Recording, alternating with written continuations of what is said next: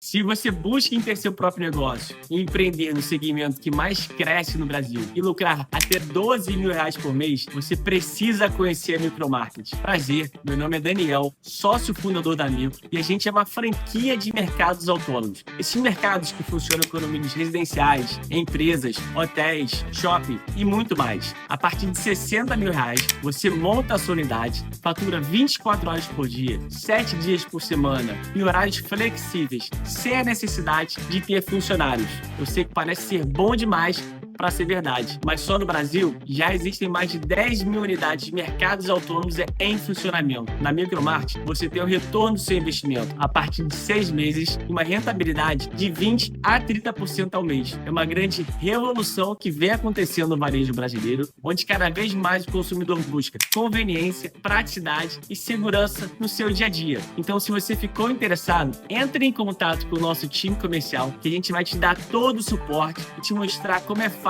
empreender com a Micromarket. Eu espero vocês. Forte abraço.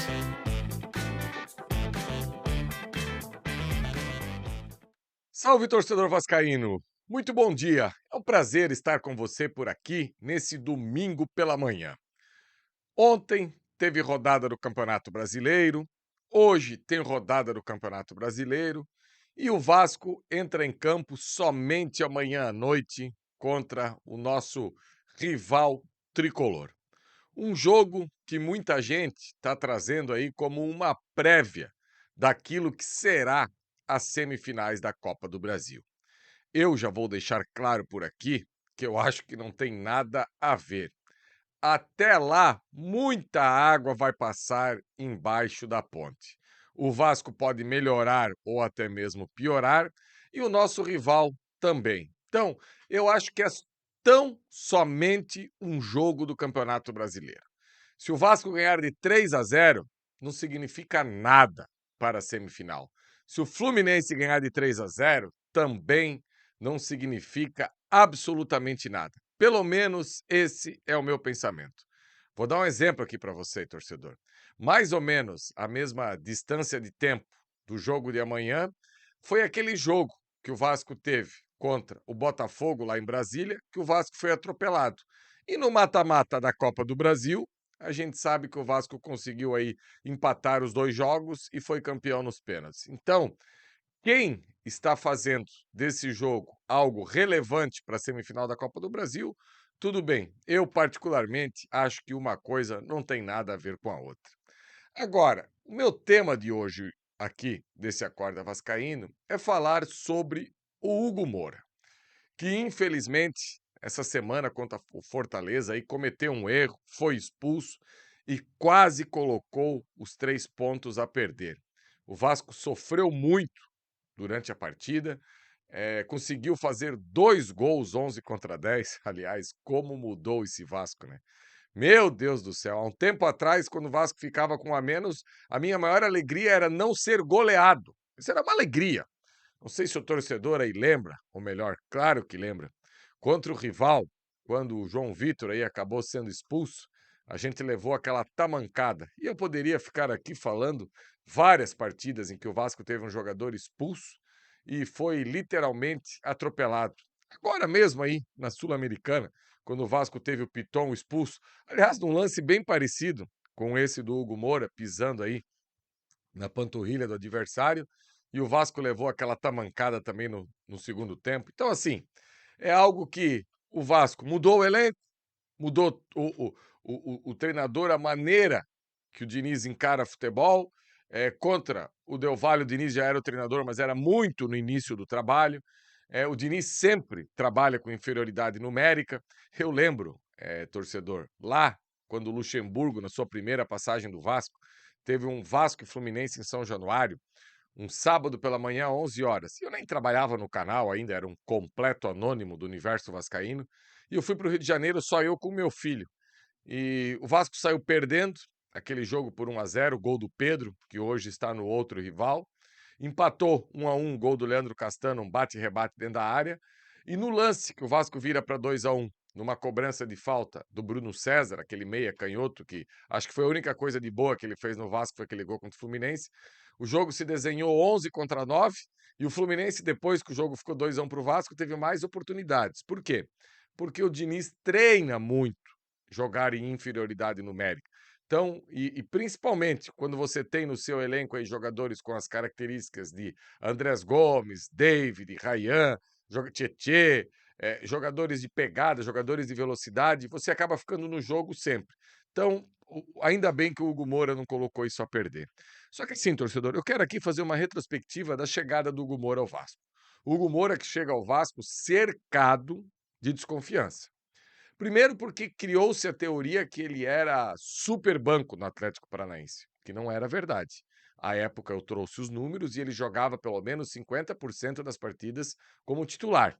E lá ele disputava a posição apenas com um dos gênios do futebol, não só brasileiro, do futebol mundial, na posição de volante. Desse cara de saída de bola, de jogar à frente à zaga, que é o Fernandinho, um verdadeiro professor de futebol. E quem fala isso não é o Jean Faísca, quem fala isso é o Guardiola. Simplesmente é um dos maiores treinadores da história do futebol. E ele chega no Vasco e logo no início tem aquela falha grave lá na Arena da Baixada, acaba recuando a bola mal, depois faz a falta, acaba sendo expulso, e eu estava naquela partida, e a torcida do Atlético encarnou nele, gritando, é Hugo Moura, porque ele tinha acabado de sair do Atlético, era genro, era não, é genro do Cuca, que à época era técnico do Atlético, enfim.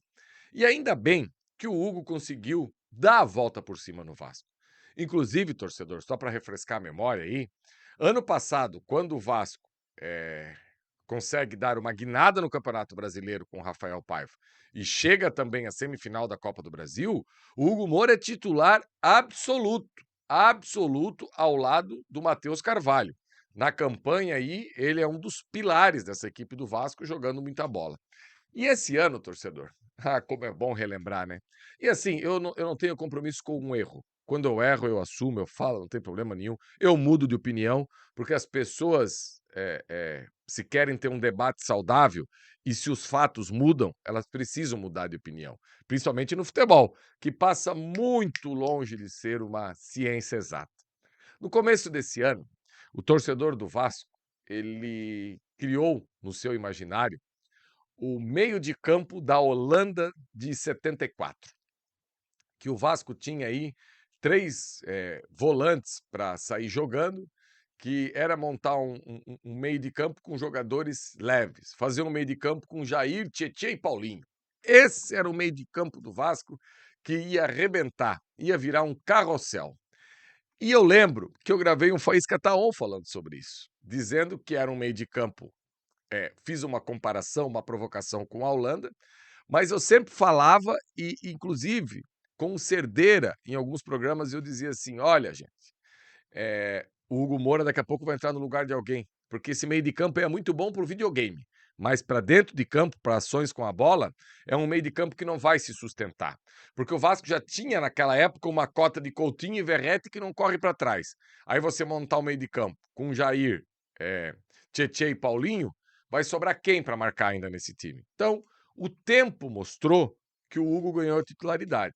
E a gente precisa ter o um entendimento que o Hugo Moura foi titular no Vasco, com Rafael Paiva, com Felipe Maestro, com Fábio Carilli e com Fernando Diniz. Será que esses 4 treinadores não entendem e não sabem nada de bola para ter a tranquilidade de escalar o Hugo Moura como titular? Essa pergunta a gente sempre tem que fazer. Será que esse jogador é tão ruim que 4 treinadores e das mais variadas escolas e modelos de jogo? O Rafael Paiva começando na carreira. O Felipe Maestro pouquíssimos jogos como treinador profissional.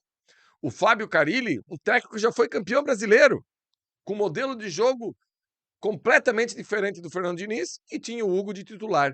E chega o Fernando Diniz, e daí vem a outra verdade absoluta. Não, porque agora com a chegada do Fernando Diniz, o Sforza vai ser o volante titular da equipe do Vasco. Meu Deus, quantas vezes eu li e escutei essa barbaridade. um jogador sem dinâmica nenhuma, um jogador que não compete, um jogador, sabe? E eu disse: olha, gente, esquece isso aí, o Hugo Moura vai continuar sendo titular. E chegou um determinado momento dessa temporada que o Hugo Moura, com a saída do João Vitor, ele vem para a zaga. E assim, inclusive nas 2 partidas contra o Botafogo, ele foi o zagueiro do Vasco. E eu até acho que ele fez boas partidas. Eu acho e o Fernando Diniz acha também. Só que essa transição de zagueiro, volante, zagueiro, volante, zagueiro, volante, eu não gosto. Eu acho que em algum momento isso prejudicou o Hugo Moura. Inclusive, ele até caiu um pouquinho de rendimento. Só que nada comparável a querer descartar o Hugo Moura. Longe disso. Ontem, no Faísca Tá On, eu trouxe aqui que, na minha opinião, é o melhor Vasco desde 2011, e se quiser parar para debater um pouquinho, talvez o elenco seja melhor do que o de 2011. Só que, nessa posição de volante, para executar isso que o Hugo Moura faz, no nosso elenco hoje, eu vejo só um jogador, o Barros. Nós não temos outro jogador com essa característica de marcar tão forte, de ganhar tantos duelos, e ganhar duelos não é da boca para fora que eu estou falando aqui. O Hugo Moura é o segundo maior que recupera a bola na equipe do Vasco, ele só perde para o PH. Então eu não estou criando nada, é número. É número que não dá para brigar com eles. Dá para você interpretar número. Brigar, você não briga com ele. Talvez o Thiago Mendes, daqui para frente, possa entrar no game. Porque é um jogador experimentado, um jogador de Europa, um jogador que vestiu a camisa do São Paulo, um jogador de Lyon. Sim, um jogador que veio com o carimbo para ser titular e até agora não apresentou absolutamente nada. Torço muito para que o Thiago Mendes possa ter uma sequência e entrar na briga. Hoje, o meu Vasco ideal continua sendo com Hugo Moura e Barros. Em circunstância de jogo, pode ser Barros e Tietê.